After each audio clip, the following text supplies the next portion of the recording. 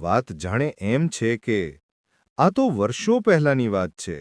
બગદાણાની એ પાવન ભૂમિ અને બગડ નદીનો કાંઠો. મધરાતનો સમય છે. ચારે બાજુ ઘોર અંધકાર છવાયેલો છે.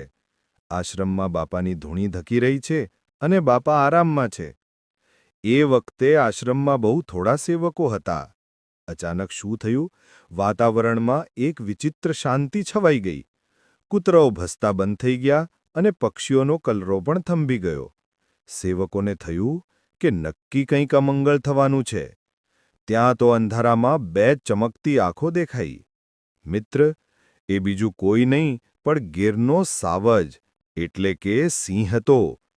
જંગલનો રાજા ખુદ આશ્રમમાં આવી ચડ્યો હતો. સેવકોના તો શ્વાસ અદ્ધર થઈ ગયા. ભયના માર્યા બધા થરથર કાંપવા લાગ્યા કે હવે શું થશે? આ તો ફાડી ખાશે. પણ તમે બાપાની લીલા જુઓ. બાપા તો પોતાની મસ્તીમાં જાગ્યા. એમણે સામે ઊભેલા વિકરાળ સિંહને જોયો. સામાન્ય માણસ હોય તો બૂમાબૂમ કરી મૂકે, પણ આ તો બજરંગદાસ હતા. બાપાના ચહેરા પર એક સ્મિત આવ્યું. એમણે સિંહની સામે જોઈને જાણે પોતાના દીકરાને બોલાવતા હોય એમ પ્રેમથી સાથ પાડ્યો. આવ બેટા આવ, ભૂખ્યો થયો છે ને? તમે માનશો નહીં, પણ જેવો બાપાનો અવાજ કાને પડ્યો, પેલો ખૂંખાર સાવજ એક પાળેલા કૂતરાની જેમ પૂંછડી પટપટાવતો બાપાની પાસે આવ્યો.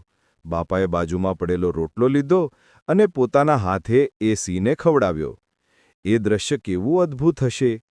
એક બાજુ સાક્ષાત કાળ જેવો સિંહ અને બીજી બાજુ કરુણાના સાગર સમા બાપા.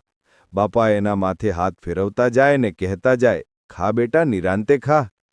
પેટ ભરીને રોટલા ખાઈને સાવજ બાપાના ચરણોમાં માથું નમાવીને જાણે આશીર્વાદ લેતો હોય એમ શાંતિથી પાછો જંગલમાં જતો રહ્યો. બોલો બાપા સીતારામની જય. આવા જ વિડીયો જોવા માટે લાઇક અને સબસ્ક્રાઇબ કરો.